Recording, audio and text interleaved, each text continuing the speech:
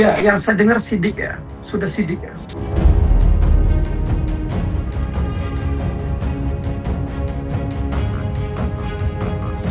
Harusnya Anwar ini langsung dijadikan tersangka malam ini.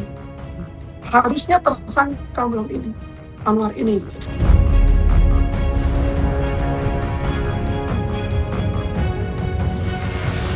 Kalaupun itu terjadi, itu dolim, ya. Dolim itu yang oleh agama kita dilarang.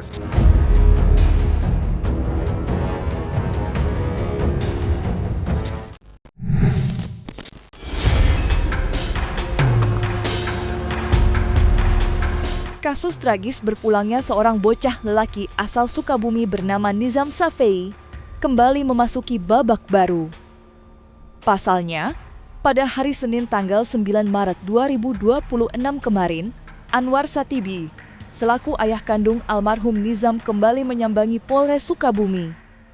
Bersama tim kuasa hukum, kedatangan Anwar Satibi guna memenuhi panggilan klarifikasi terhadap laporan dugaan penelantaran yang dilayangkan Lisnawati, sang mantan istri. Seperti diketahui, laporan penelantaran itu dilandasi dugaan bahwa Anwar Satibi terlambat memberi pertolongan medis hingga sang putra harus kehilangan nyawa. Belum lagi berhembus dugaan lain jika Anwar juga terlibat dalam beberapa perilaku kasar selama almarhum Nizam masih bernafas. Menariknya, pemeriksaan Anwar kemarin mendapatkan reaksi mencolok dari Acong Latif, selaku kuasa hukum TR, ibu tiri almarhum Nizam. Lantas, seperti apa pihak ibu tiri menyikapi diperiksanya Anwar Satibi? Ya, yang saya dengar sidik ya, sudah sidik ya. Yang jelas, kalau informasi yang saya tahu, posisinya sebagai terlapor dan sudah sidik. Artinya kalau perkara ini sudah sidik, berarti penemuan pidananya kan sudah ada. Namun pastinya kan saya tidak tahu, belum ada surat yang mereka perlihatkan, belum ada keterangan dari baik pihak kepolisian maupun pihak dari pengacara Anwar ini. Namun yang saya tahu informasinya seperti itu. Saya pesan terhadap penyidik, ya, jangan yang benar jadi salah, yang benar yang tidak benar jadi benar. Jadi yang salah lah salah, yang benar lah benar. Tak kalah mencolok perhatian masyarakat, dalam kesempatan yang sama, Acong Latif juga berbagi pandangan mengejutkan, di mana ia menduga bahwa pihak kepolisian Polres Sukabumi akan segera mengambil sikap tegas dan menaikkan status Anwar Satibi menjadi tersangka. Lantas mengapa Acong Latif merasa Anwar Satibi akan segera berstatus tersangka dalam kasus ini? Keyakinan saya, dan kalau melihat dari peristiwa hukumnya, baik yang disampaikan klien kami sebagai saksi atau yang disampaikan oleh ibu kandungnya seperti di DPR RI, harusnya Anwar ini langsung dijadikan tersangka malam ini. Harusnya tersangka malam ini, Anwar ini gitu. Kalau melihat dari peristiwa hukumnya, dari kejadian hukumnya, dari konstruksi hukumnya yang kita menganalisa itu, ya. Keterangan klien kami sebagai saksi juga, terus keterangan ibu kandungnya sebagai pelapor, yang kami dengar salah satunya adalah di DPR. Nah, Anwar ini harusnya ditetapkan sebagai tersangka. Tapi keyakinan saya tadi, kembali ke tadi, keyakinan saya dalam waktu dekat Anwar ini menjadi tersangka. Entah malam ini, entah besok, ataupun lusa dan seterusnya. Sementara itu, keyakinan Acong Latif soal besar potensi disematkannya status tersangka pada Anwar Satibi juga didasari dengan sikapnya selama menjalani pemeriksaan. Seperti diketahui, pemeriksaan terhadap Anwar Satibi sejatinya sudah diagendakan oleh Polres Sukabumi sejak pekan lalu. Akan tetapi, Anwar Satibi sempat mengajukan permohonan pemunduran dengan alasan kala itu kondisi kesehatannya sedang menurun, sehingga tak mungkin baginya untuk menjalani pemeriksaan polisi yang menyita waktu dan tenaga. Hal itulah yang kemudian disoroti oleh Acong Lakif. Menurutnya, terdapat sedikit kejanggalan dari ucapan serta dalih yang dituturkan pihak Anwar. Lantas mungkinkah Acong Latif menduga upaya penjadwalan ulang itu hanyalah strategi belaka? Oh iya, jadi pemeriksaan ini kan seharusnya dilakukan hari apa itu kemarin? Kalau nggak salah intinya minggu kemarin ya panggilannya. Namun mereka kan menunda dengan alasan apalah sakit atau apa, saya tidak tahu alasannya. Yang saya tahu mereka kemarin tidak hadir. Kalau nanya ke saya, justru ketidakhadiran mereka kemarin ini, ketidakhadiran bapaknya Nizam kemarin ini, itu karena kemungkinan karena ketakutan. Ketakutan mungkin cari cara dulu, cari strategi seperti apa yang akan dilakukan mereka sehingga hari ini mereka diperiksa sebagai terlapor dalam kasus dugaan penelantaran terhadap anak yang dilaporkan oleh ibu kandungnya Nizam. Posisinya tidak boleh menjudge seseorang itu bersalah. Semua memberikan keterangan-keterangan yang diduga. Kan namanya duga itu belum tentu bersalah. Tapi kan kalau sudah menjudge, apalagi pada waktu rapat RDP itu tidak boleh menerima laporan balik. Ya itu kan kita negara hukum. Kalau merasa klien kami, terus kita sebagai warga negara juga, kalaupun ada berita-berita yang tidak benar, kita memberikan laporan untuk memberikan berita-berita hoax kan bisa saja. Jadi jangan. Di lain sisi, kemunculan Acong Latif tentunya tak berpusat hanya pada pemeriksaan Anwar Satibi. Ya, dalam kesempatan yang sama, Acong Latif turut buka suara tentang rancangan rencana yang berpotensi mereka lakukan di masa depan.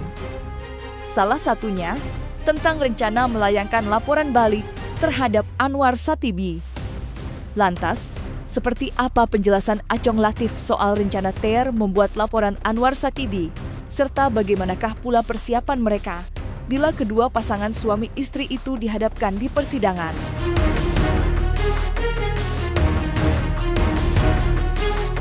Jadi begini, dia dijadikan tersangka atas laporan yang dilakukan oleh ibu kandungnya. Begitu juga nanti kami sebagai kuasa hukum dari TR tidak menutup kemungkinan akan juga melaporkan Anwar. Tidak menutup kemungkinan itu. Kalau misalnya nanti misalnya klien kami tetap artinya kan tetap disidangkan di persidangan sebagai pelapor dan terlapor, bapaknya Noe ini kan pelapor, ibu tirinya terlapor, ya pasti ketemu. Begitu juga di keterangan di laporan ibu kandungnya. Di laporan ibu kandungnya Anwar ini, kan klien kami juga sebagai saksi, itu kan pasti ketemu di persidangan. Saling memberikan keterangan, saling memberikan kesaksian, dan di situ kesempatan untuk mengungkap. Kan hakim nanti akan bertanya, jaksa penuntut umum akan bertanya, lawyernya pun akan bertanya, sehingga perkara itu menjadi terang benerang. Ya, itu kan orang dalam keadaan sudah jadi tersangka pasti akan dibuat sedemikian rupa untuk menjerat orang lain. Ya, contoh beberapa kasus korupsi, dia nggak mau sendiri, tarik sana, tarik sini, kan begitu kalau orang sudah jadi tersangka. Ya silakan sah-sah aja, tapi kan fakta hukumnya seperti itu dari hasil pemeriksaan kesehatan, dari rekam medis, ya, dari saksi-saksi, ya, makalah muncul kesimpulan bahwa yang menjadi tersangka adalah ibu tirinya Nizam. Yang kedua, maka lagi muncul yang melakukan kekerasan kepada anak adalah ibunya Nizam. Padahal jelas itu. kok ini mau diseret-seret kepada penelantaran anak berakibat nggak bisa, gimana ya, si otopsi aja jelas kok.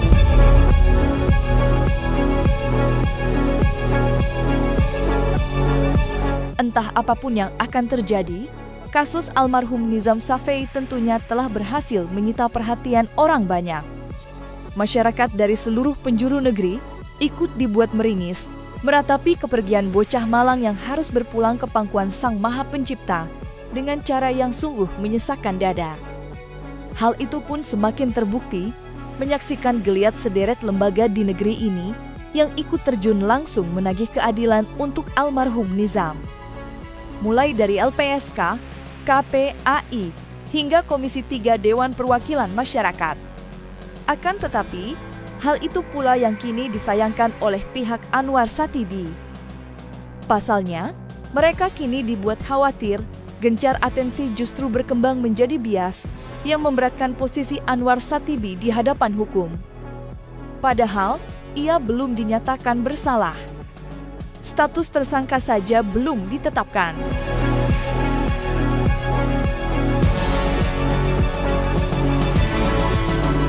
Jadi gini ya, kalau pidana itu kan harus ada mens rea ya. Mens rea itu ada niat gitu. Ada niat untuk melakukan tindak pidana. Apakah ini ada? Tidak. Jadi jangan semua narasi-narasi terus juga informasi yang berkembang, apalagi dengan adanya tekanan dari DPR, dari lembaga KPAI, dari lembaga LPSK. Ini jangan sampai Pak Anwar ini orang yang tidak bersalah untuk penjara. Itu tidak boleh. Ya, negara kita negara hukum, dan saya percaya kepada kepolisian, jangan dipengaruhi oleh siapapun, harus netral, ya, tidak boleh ada tekanan-tekanan, baik dari DPR maupun dari lembaga-lembaga yang lain, atau dari salah satu anggota DPR tidak boleh untuk memberikan tekanan-tekanan terhadap penyidik ya yang ada di Polres Sukabumi. Kalaupun itu terjadi, itu dolim, ya. Dolim itu yang oleh agama kita dilarang, ya. Kan hukum karma juga berjalan. Makanya hati-hati anggota DPR tuh, hati-hati lembaga-lembaga yang lain. Jangan memberikan banyak orang keterangan-keterangan yang tidak benar itu.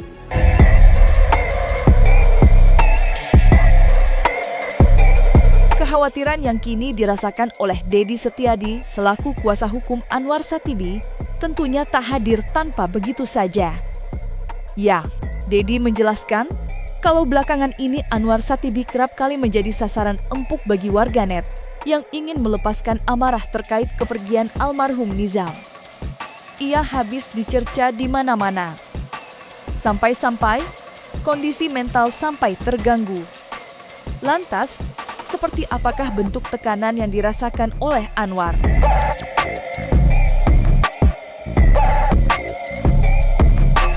Ya, dengan kemarin banyak tekanan juga dari netizen, juga ada WA macam-macam kan.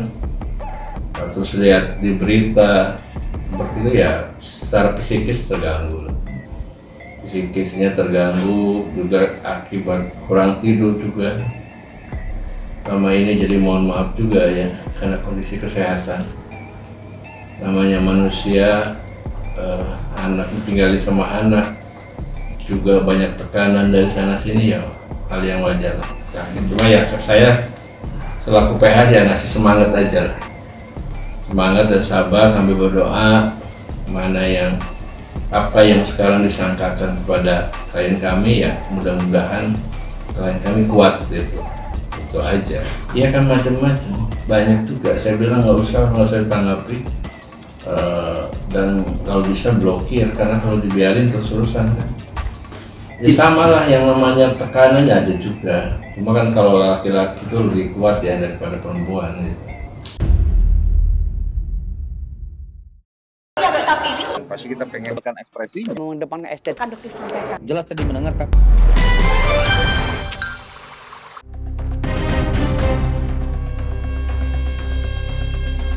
Dan jangan lupa untuk like, subscribe dan juga share channel YouTube Cumi Cumi.